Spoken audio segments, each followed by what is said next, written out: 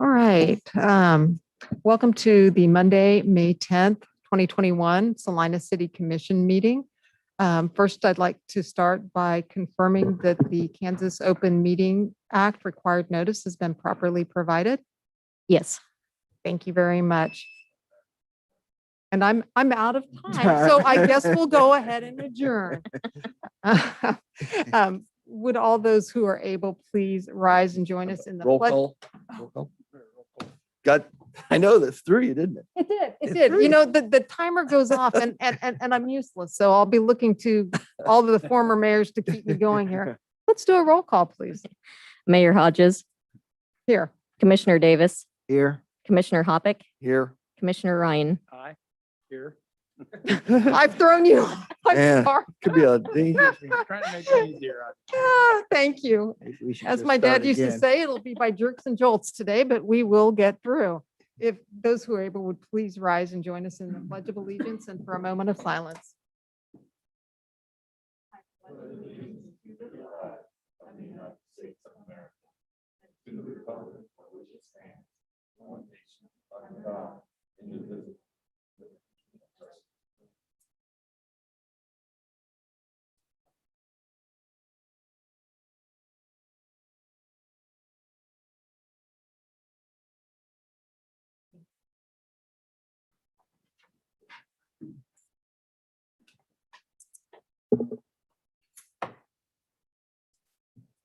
All right, we will begin with awards and proclamations. Item 3.1, the week of May 9th through May 15th, 2021 is Professional Municipal Clerks Week in the city of Salina. Melissa Rose Hodges, Mayor of the city of Salina, will read the proclamation. Thank you so much.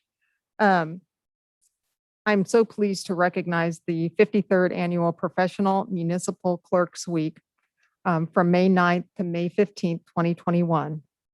Whereas the Office of the Professional Municipal Clerk, a time-honored and vital part of local government, exists throughout the world, and whereas the Office of the Professional Municipal Clerk is the oldest among public servants, and whereas the Office of the Professional Municipal Clerk provides the professional link between the citizens, the local governing bodies, and agencies of government at other levels, and whereas professional municipal clerks have pledged to be ever mindful of their neutrality and impartiality, rendering equal service to all. Whereas the professional municipal clerk serves as the information center on functions of local government and community. Whereas professional municipal clerks continually strive to improve the administration of the affairs of the Office of Professional Municipal Clerk through participation in education programs, seminars, workshops, and the annual meetings of their state, provincial, county, and international professional organizations. Whereas it is most appropriate that we recognize the accomplishments of the Office of the Professional Municipal Clerk.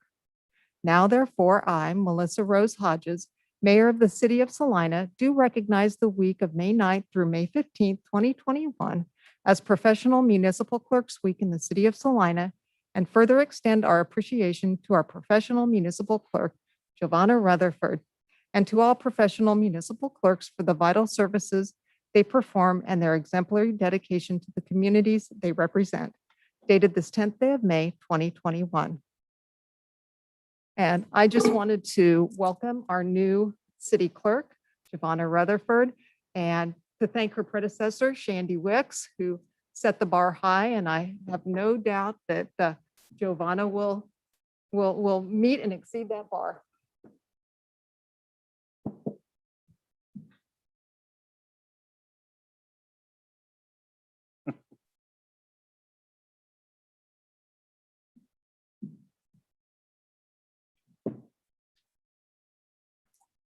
Just trying to get a simple proclamation out has given me a whole new appreciation for the importance of the job of the city clerk.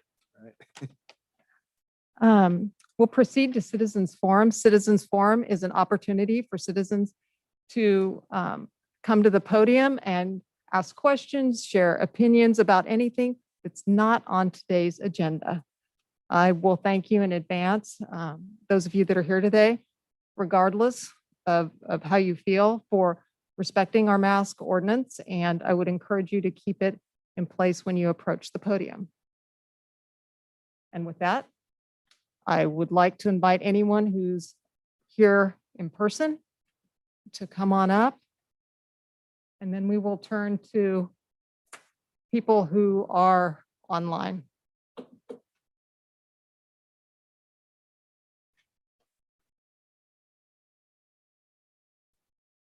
Good afternoon, Mayor, Commissioners. I just briefly want to talk about something that happened in last week's meeting. And it was kind of disturbing to me, the way an individual was singled out last week due to the mask regulation. I even looked at it as a discriminatory attack on a citizen who did not have on his face covering. We later learned that this man had an exemption as outlined in your ordinance for persons with a medical condition, mental health condition, disability that prevents wearing a face covering. And this includes persons with a medical condition for whom wearing a face covering would or could obstruct breathing, or who are unconscious, etc. Also with people who are deaf or hard of hearing. And so I didn't like, it didn't sit well with me, the way that happened last week. And I would love a response as it seemed very discriminatory to point one person out in the room. I did appreciate the fact that you said that he can sit in the room without his mask on. He just could not approach the microphone without a mask. I did appreciate that and allowing him that exemption. But as we saw, he had to leave the room. He had to go outside and make his comments per the Zoom application. And I grew up in the South, and that made me think back to stories that I was told of things that happened before I came on the scene back in the 50s and 60s, back with the civil rights movement. And there were restaurants that had places that were labeled as whites only. And the whites were able to come in and they were able to eat. And if you were of a different color, you had to go to the back door and pick up your food and do it in takeout style. And I felt that is how that individual felt as he was asked to leave the room in order to make his point and to get his point, be able to speak in front of this forum. I was also taken back by your closing statement at this meeting last week. And I know a lot of people had left by that time, but you intimated that the Salina police force should be mobilized to ensure mask compliance at the Salina Fieldhouse. And that's just seems to be a little bit of a stretch, a little bit of an overreach.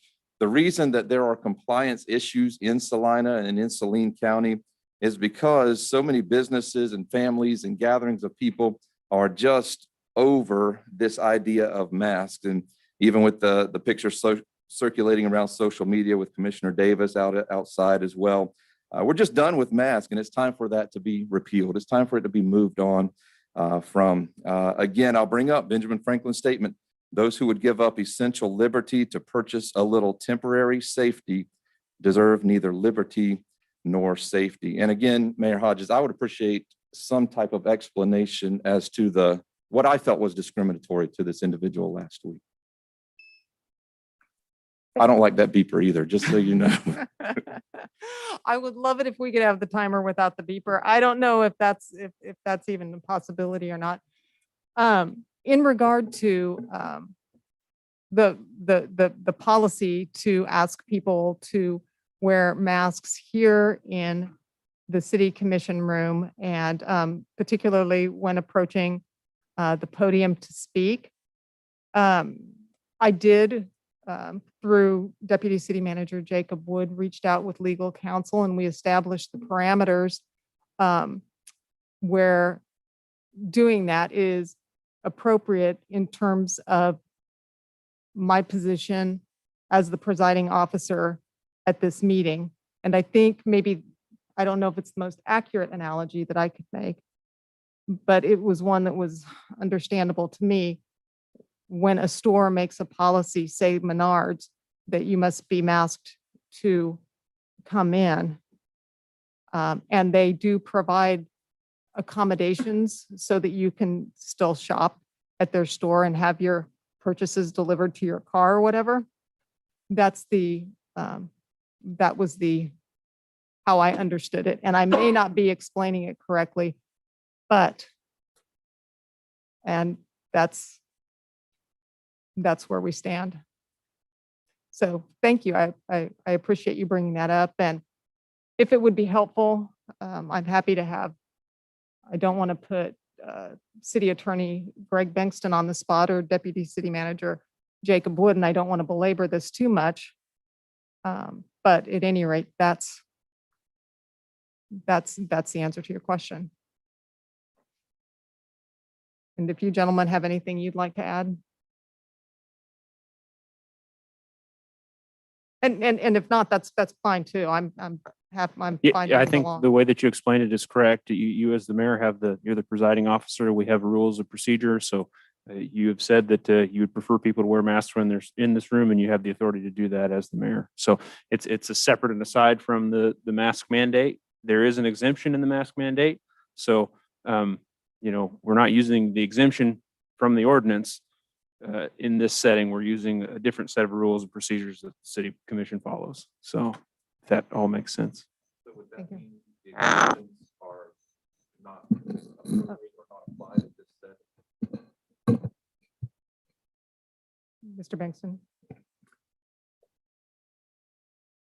As Mr. Wood described and as the mayor referred to, we certainly have the ordinance, and the ordinance is being enforced generally with full recognition of the potential application of the exemption. In this setting, at the mayor's discretion, and the mayor does have discretion in terms of how this meeting is conducted.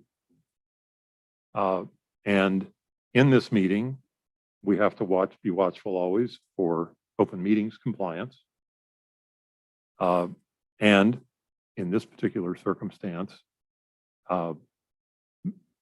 addressing how to handle particularly the public forum aspect of the meeting, or anyone who might be present to comment on an item, how that is handled. That is within the discretion of the mayor as the presiding chair. And in this setting, there is, as you know, an alternative opportunity for fulfillment of the Kansas Open Meetings Act requirements as far as the opportunity to observe the meeting. Now, with the technology we fortunately have under these circumstances, we not only have been able to provide the opportunity to observe the meeting, we also have the opportunity to remotely participate in the meeting.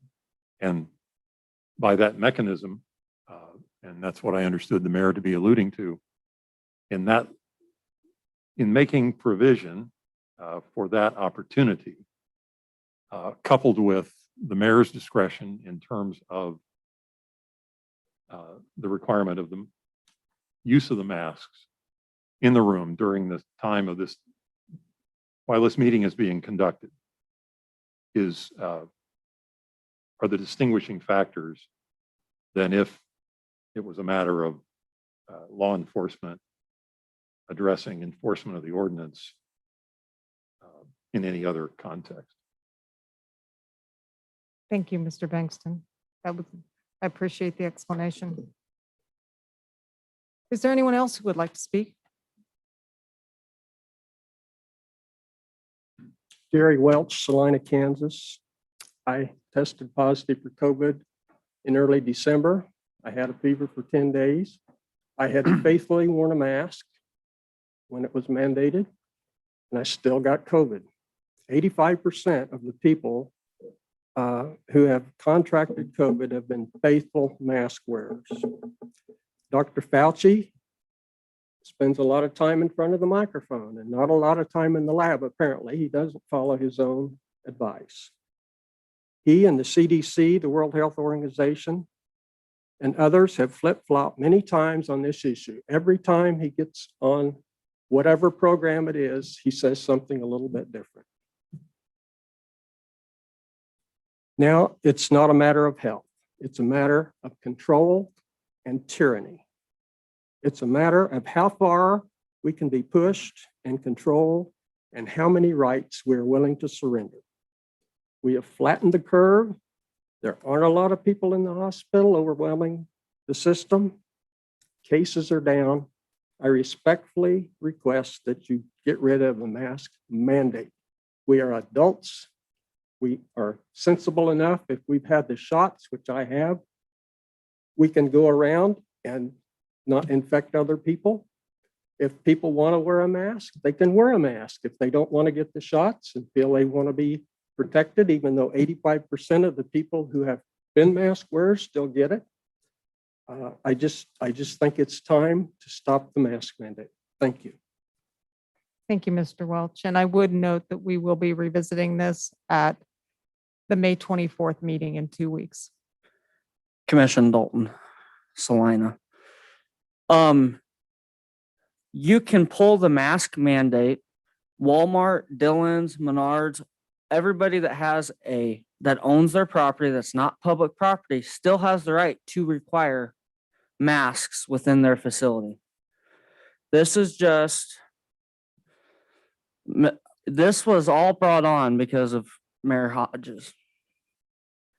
Because it was voted on the week prior, nothing happened. The county commission only decided to do it because city commission did it.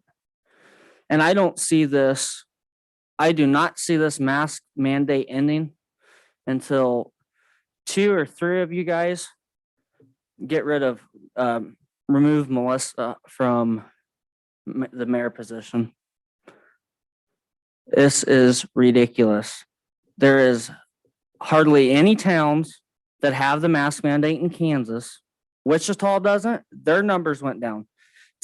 Florida just made a law stating they made several laws on this stuff. Florida's they pulled their mask mandate before college spring break. They never had an uptick in any COVID cases through the board. What are we waiting on? A new council? This is ridiculous. We've been dealing with this for almost a year. And I'm asking that at least 3 of you somebody put a motion and vote on it now, today. This is ridiculous. And then when you have a mayor going business to business, and then 20 minutes later, a cop shows up and starts writing tickets, that's kind of ridiculous too. Thank you, Mr. McDowell.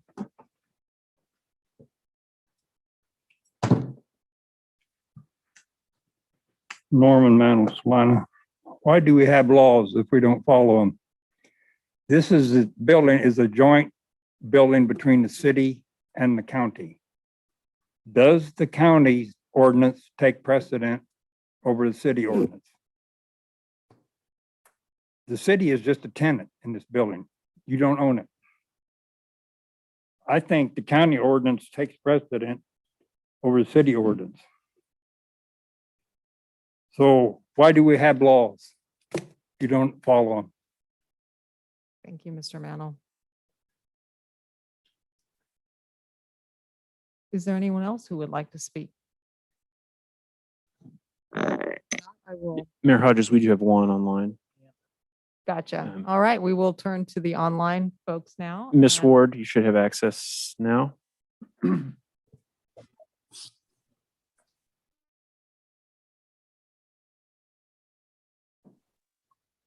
Can you hear me? Yes, we can. Thank you. Okay, well, Denise Ward, Salina, and here I am again. And I just wanted to point out the continued double standard that the governing body continues to place upon their citizens. In the final minutes of the meeting last week, the non-compliance of the mask ordinance at the field house was brought up. And I quote, "I don't think that the staff should be in the position to ask people to leave. Yet that is exactly what has been asked of us. The ordinance requires that all businesses, organizations, and nonprofit associations in Salina must require employees, customers, visitors, members, or members of the public to wear a mask or other face covering when in a facility managed by the business or organization. So once again, based on do as I say, not as I do, I'm asking that this ordinance be repealed. Thank you. Thank you, Ms. Ward. All right, final call for citizens forum.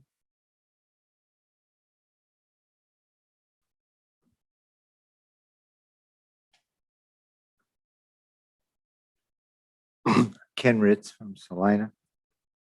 I'm concerned at how glib a number of people have become, that somehow having numbers come down is a victory. It's anything but.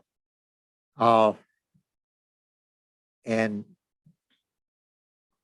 victory is possible and has been achieved in certain parts of the world, most prominently in New Zealand, which you don't wear masks in New Zealand. You don't socially distance. You don't stay away from crowded places. And you haven't for a year. But for 6 or 8 weeks, I wish I knew how they did it. How on earth they did it. I know how in heaven you could do it, but dealing with mere mortals, but they did it. And they did it after they'd had 25 deaths and about 1,600 positive tests. And the prime minister rightly surveyed the situation, looked to qualified experts, not just those who, I'm just a pert. I'm not expert yet. And in short order, they turned it around.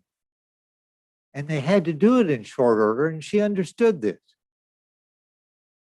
That fiddling and diddling and listening to all kinds of goofball arguments was going to delay things until, as we've seen in this country and most parts of the world, till the virus had gotten so far ahead that we were just chasing and not going to catch it.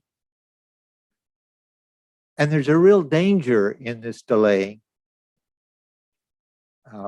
victory. And the danger is an obvious one, and one that's been long understood, that viruses mutate. And eventually, if we screw around long enough, there'll be a mutation that our vaccines won't cover, and we'll have much greater susceptibility, transferability, as we did with measles. I think you could get measles if you talked to somebody on the phone who had measles. It was that contagious. And yet we have people running around who, for some reason, want to select their facts. And no one seems to have called a Lions Club member. I don't know if any of you are members of the Lions Club. There are 6 Lions Clubs in Auckland, in New Zealand. Auckland has 1.5 million people. It's the largest city there. New Zealand has over 5 million. It's larger than the state of Kansas. And yet they managed to pull this all together. And the lady who spearheaded it was elected with a greater margin than has occurred in New Zealand elections. They're in a parliamentary system, so it's a different arrangement, in the last 50 or 75 years. But she had the support of the opposition, and still does. They refuse to politicize this. There are some things you just don't politicize. What happens to a member of the commission? You do not politicize that. If you do, your friends, your mother should take you out and let you know that you were raised better than that. Could I have you wrap up, Mr. Ritz? Thank you. Yes. But in any event, the masks are not 100%. They need to be improved. I was just having some fun with F-bombs.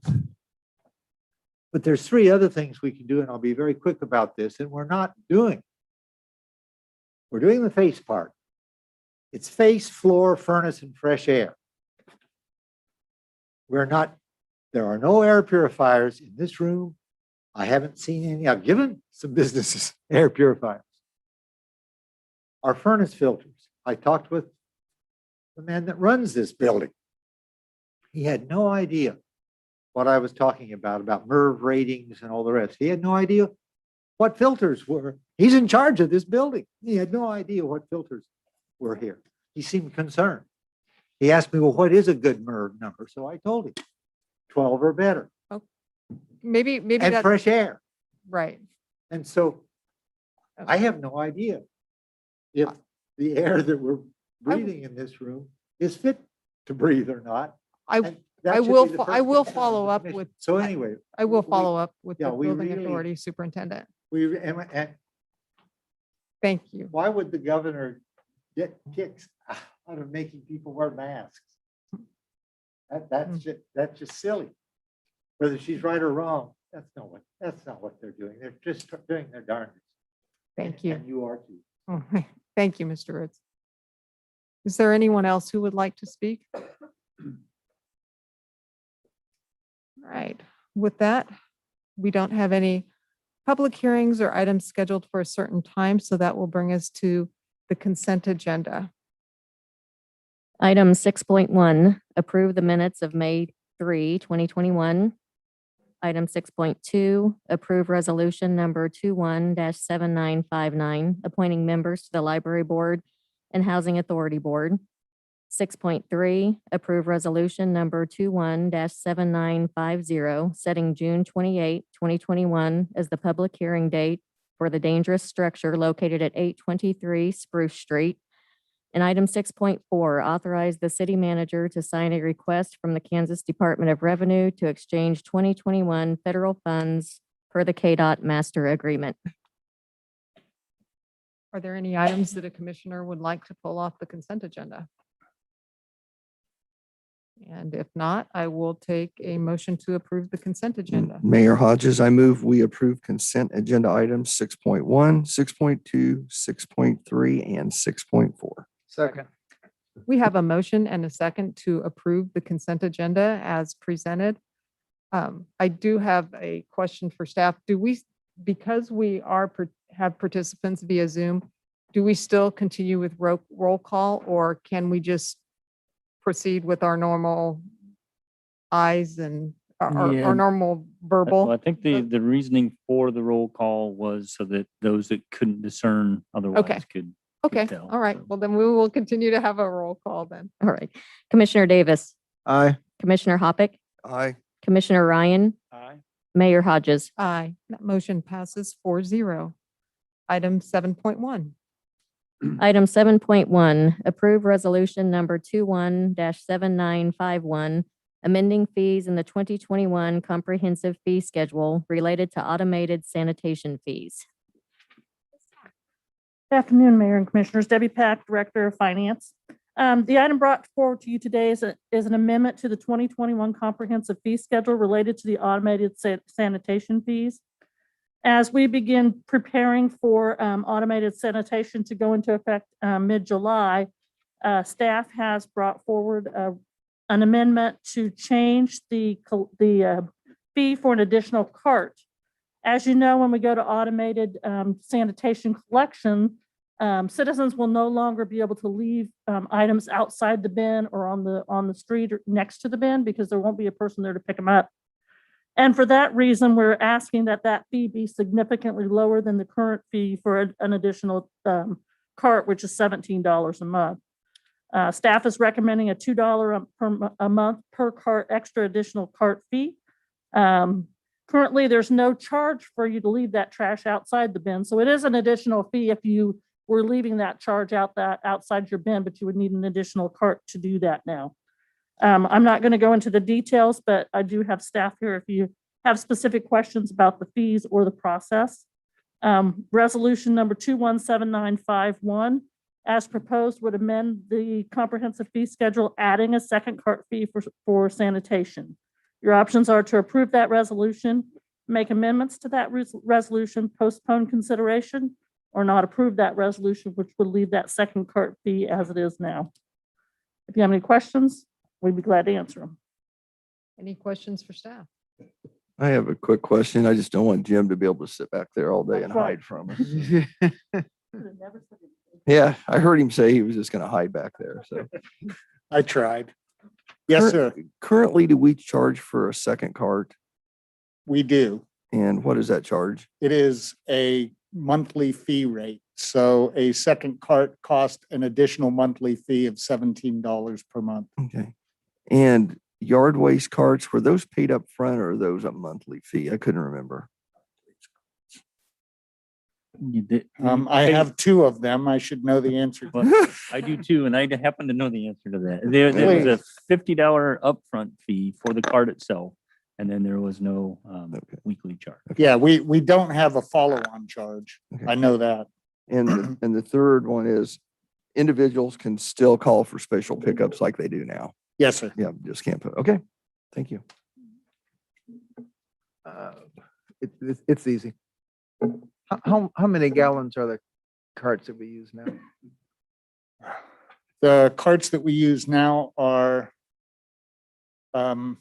depends which cart we're talking about. So the green carts are 90s and we are going to a 96.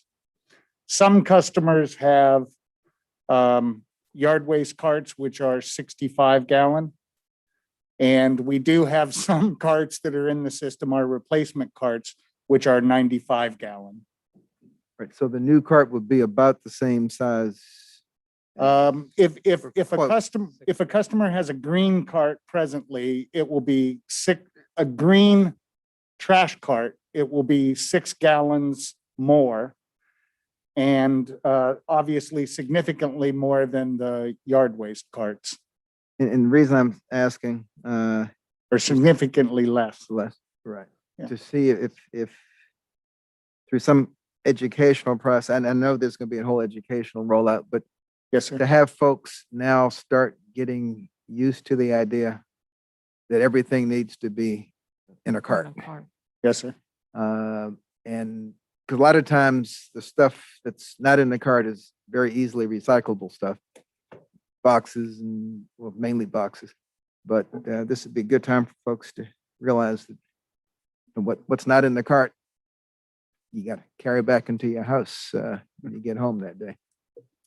Yes, sir.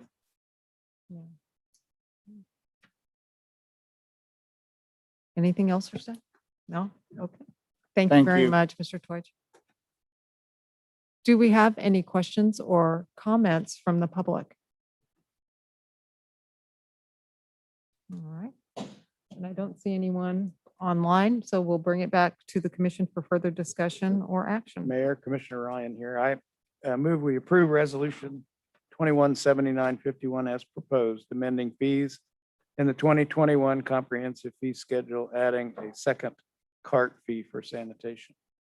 Commissioner Davis, second. We have a motion and a second to approve resolution number 21-7951, amending fees in the 2021 comprehensive fee schedule related to automated sanitation fees. Could we have a roll call, please? Commissioner Davis, Aye. Commissioner Hoppick, Aye. Commissioner Ryan, Aye. Mayor Hodges. Aye. That motion passes 4-0. Item 7.2.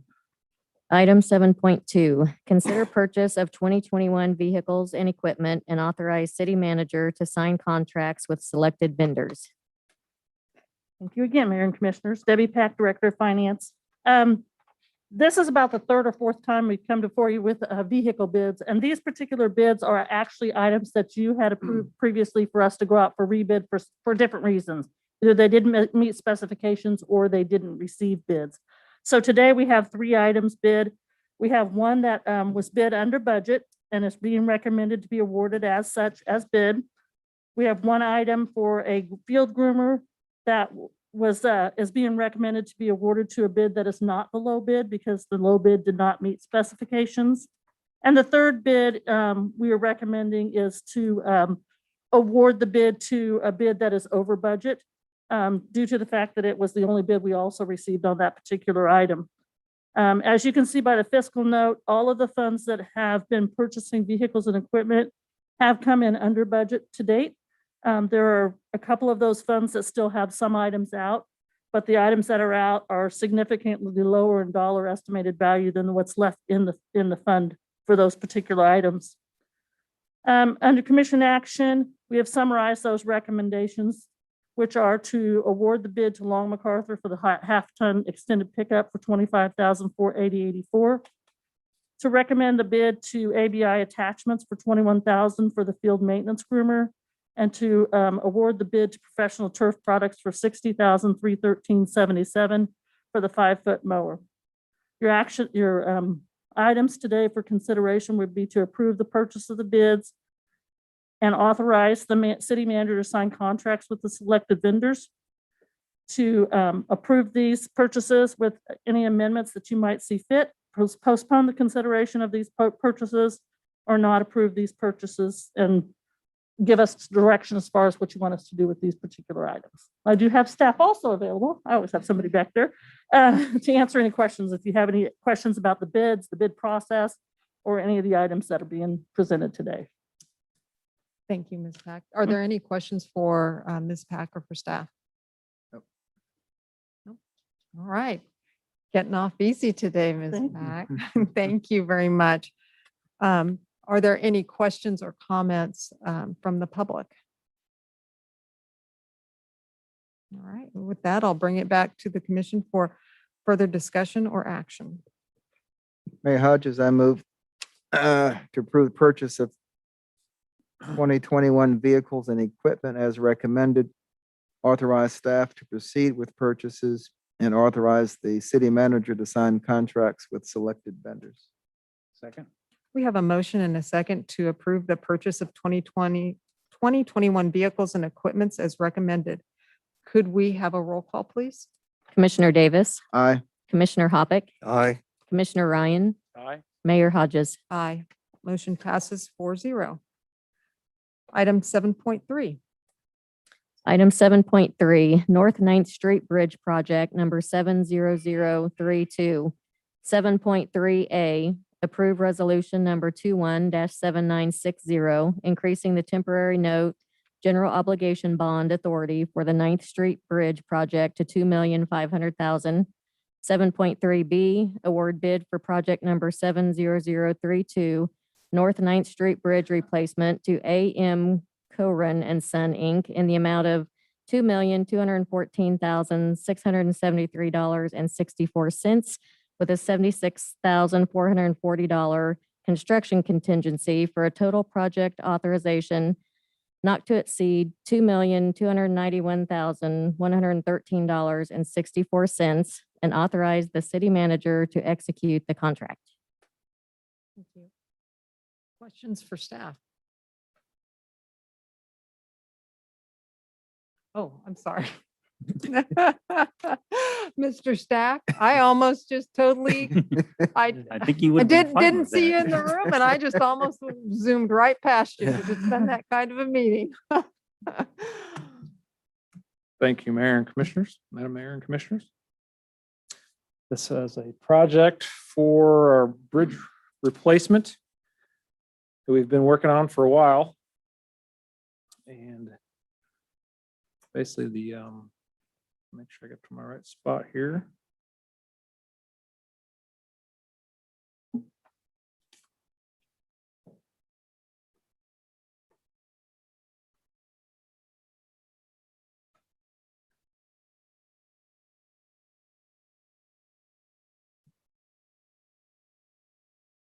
It's stuck on the Federal Fund Exchange one, so let me get back to the bridge one here.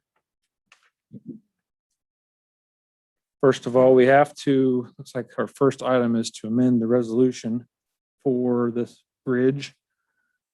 We had $2 million as the original authorization, and our earlier estimates were closer to 1.8 million, I guess, at the time. So that was when we first looked into it in 2018. Thought at that time we'd have more, maybe use some Federal Fund Exchange dollars at the time as well to supplement anything that went over 2 million. Since that time, costs of course have gone up, and we're really happy actually to get 4 bids in this case, one of which that was fairly decent bid, quite a bit lower than the rest of them by a very good contractor who ready to get to work on it. So they didn't gripe about being so low, or they haven't told us about any steel prices that are increasing, thus to cause any concern. They're just ready to get to work. So I feel like it's a good bid. And so at this point, we have to authorize more temporary or more bonding notes, as well as award the project. So the project is about northbound 9th Street Bridge over Mulberry Creek. It's been kind of it's a fine bridge, but it needs replaced. It's carrying current loads. It's definitely in need of repair, but it's not going to fall down or anything. But it's needing to be replaced, and it's our worst bridge in town, I guess, in that regard. We did have a city commission information memorandum about a month ago that Kent did, and kind of talked about our bridge inventory, how many bridges we have, how good a shape they're in. And this is really the worst one. And the rest of them all are in really pretty good shape. So this one's been on the radar for a while. It was replaced southbound in the early 2000s. And they basically replaced all of it except for this northbound part. So it should be it shouldn't be easy, but I guess the bottom line is they can cut it at the median and leave the lights that are there, all the bricks that are there, and just replace the bridges. Sounds simple, but of course that's $2 million worth of work. So it's a lot of work, but at least it isn't something that we have to take anything or mess up any of the art that's up there, or a nice brick median that's there. This one will feature a nice sidewalk on one side.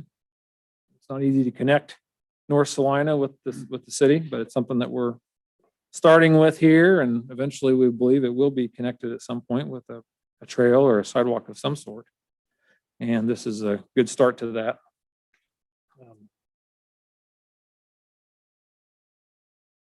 When we looked at the cost to complete the project, decided that with the bonds and current interest rates that we can get on bonds, and with some of the federal fund exchange dollars already allotted for a river trail project, the Friends of the River kind of project, if they get their funding. Debbie and I talked about just funding the whole thing with bonds. And so when you look at the actual costs, some of these costs, we've already paid for design. Right away and utilities and testing was a little bit of a curveball. There's a power line that runs along the east side of the project that the contractor is really worried about. So maybe something has to be relocated before they do certain portions of the work. Seems like it's far enough away, but I guess with big cranes and stuff out there, they felt like it may be something we have to relocate that part of the project. Construction contingency, 3.5%. It's a large project. We feel like 3.5% is enough. We've got a good engineering design here, we believe, from the consultants. So we don't think we need the 5% here. But the construction engineering side of things, we do not have a staff person currently on board that can really inspect this. So we're concerned that we may have to ask for help from a consultant to inspect the project.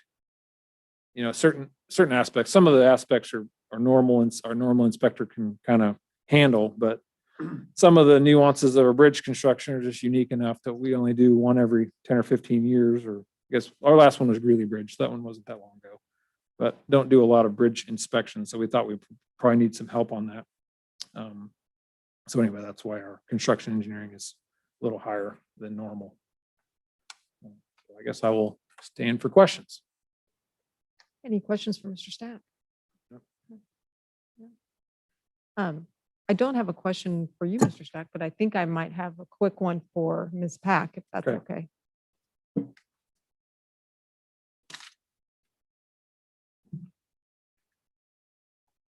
And thank you. My only question is, obviously, we know we've got a lot of payments in 2023. I think that's the height of our debt service payments, and we can absorb financing that. I mean, I'm sure that the 2 million base amount's been built into that for a long time. So going up the increment to 500, another 500,000 isn't going to negatively impact our. No, I capacity don't that believe much? so, especially with the rates that we're getting today. Okay. A lot of the rates that we were budgeting before for the original $2 million was at 4%. Today's rates are about 2%. So I don't think that $500,000 is going to have a huge effect, and it won't actually be funded until it's complete. So if the project's not complete by the spring of next year, it won't actually be bonded till the following year. So depending on how that schedule comes, it may be right at 2023 or right after. Okay, So, thank you. mhm. Any other questions for Ms. Pack? Okay, thank you so much. Appreciate it. Do we have any questions or comments from the public? All right. Not seeing anyone online, I'll bring it back to the commission for further discussion or action. Mayor Hodges, I move we approve resolution number 21-7960, increasing the temporary note general obligation bond authority for the 9th Street Bridge project to 2.5 million. Second. We have a motion and a second to approve resolution number 21-7960, increasing the temporary note general obligation bond authority for the North 9th Street Bridge project to $2.5 million. Could we have a roll call, please? Commissioner Davis, Aye. Commissioner Hoppick, Aye. Commissioner Ryan, Aye. Mayor Hodges. Aye, that motion passes 4-0. And then the bid award.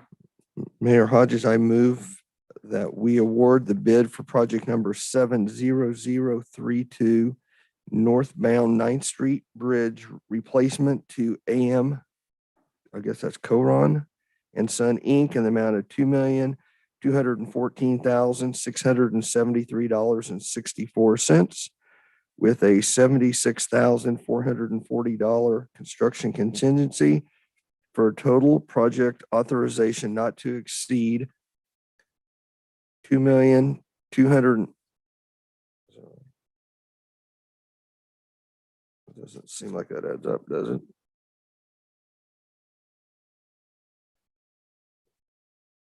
Says not to exceed $2,291,113.64.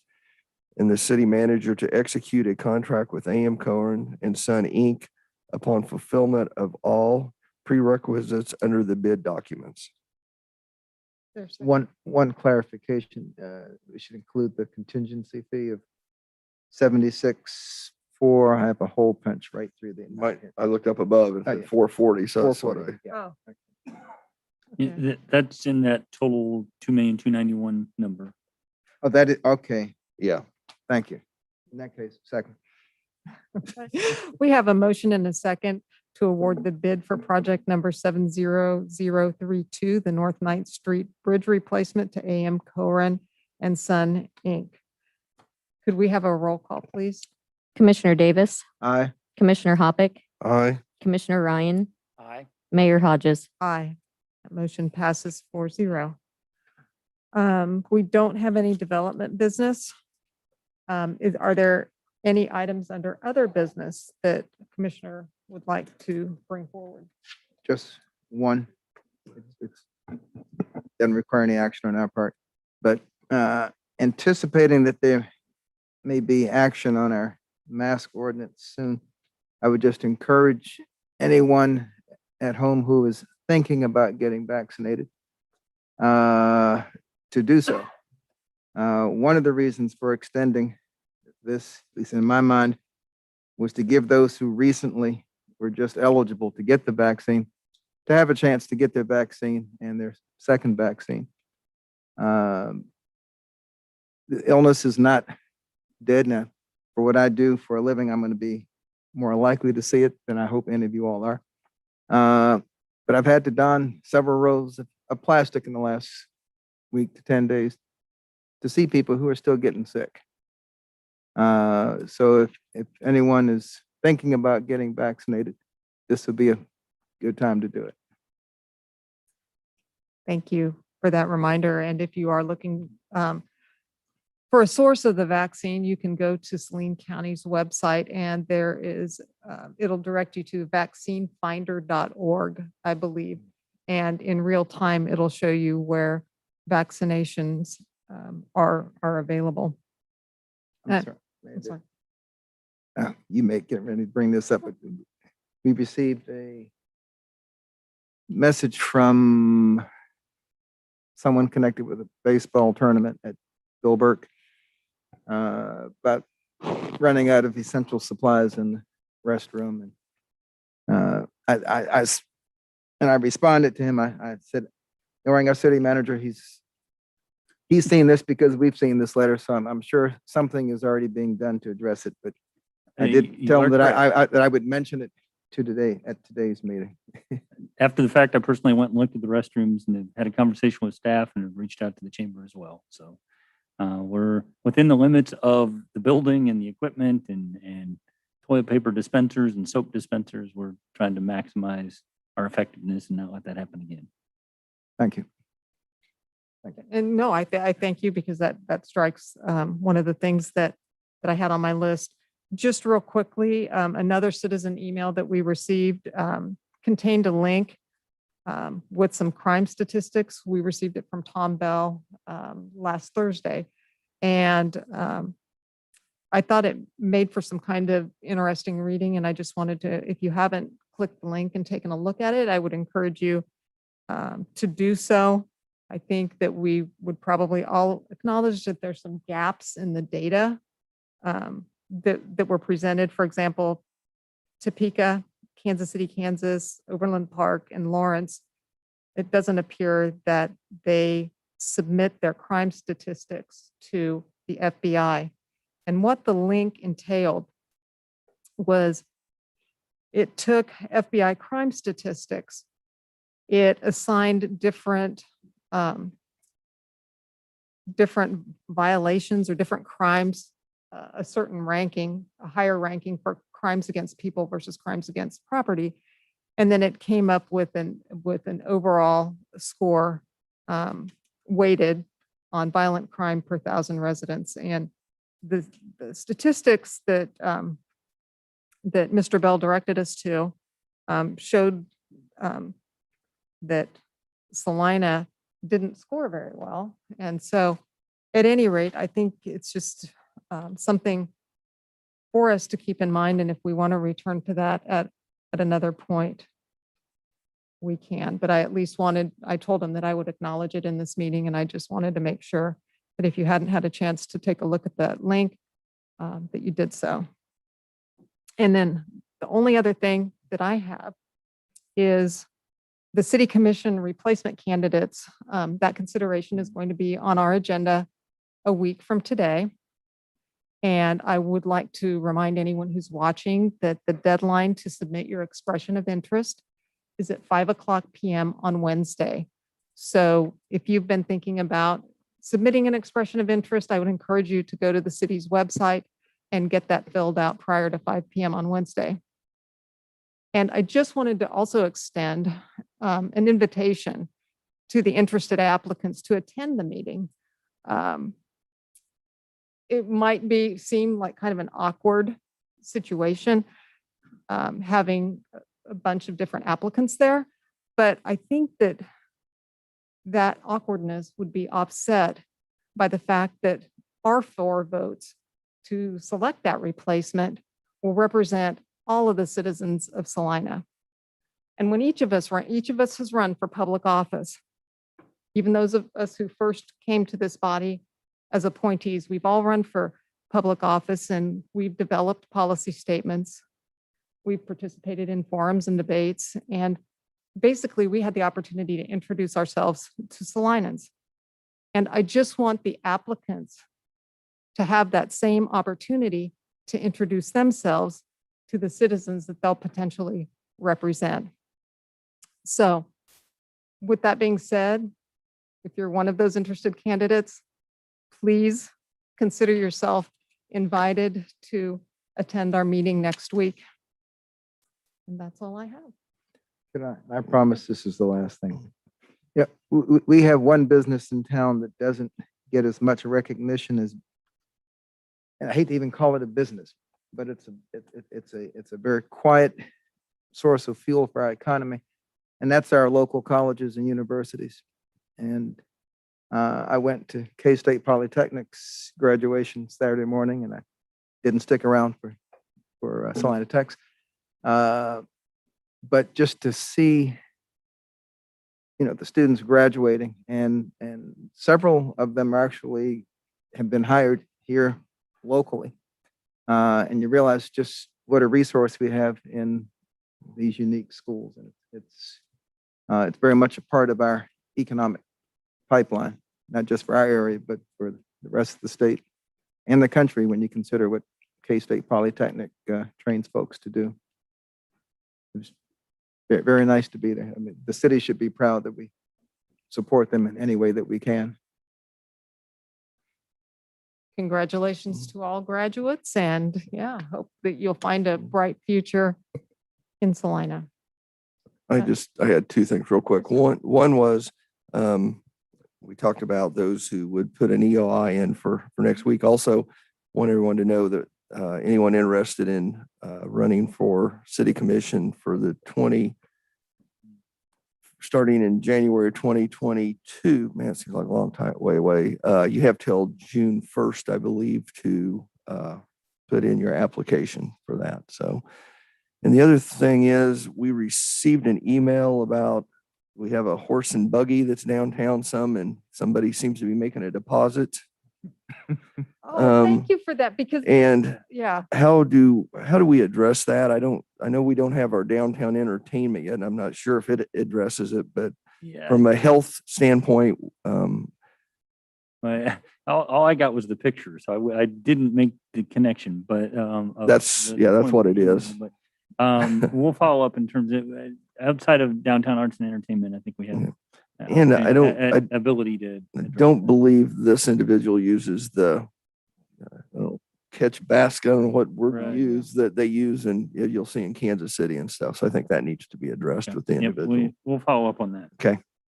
I'm so glad you clarified that, because I got the picture of the horse excrement, and the subject line was attention my topic. And so I wrote back and I was Okay, like, they were calling it "Wait a minute, downtown art. I was a wait little, minute, okay. I don't get this." I did. No, No. I'm glad you explained it. All right. Do we have a motion to adjourn? So moved. We have a motion and a second to adjourn. All those in favor say aye. Aye. And none opposed. Thank Thank you. you. We'll see you next week. Yeah, that was, I wrote it back and I was like, I don't understand. Yeah, Pat Millen said to me, I said, yeah, send it to everybody. He thought it'd be funny, but Yeah. I've seen that before. It's funny, did.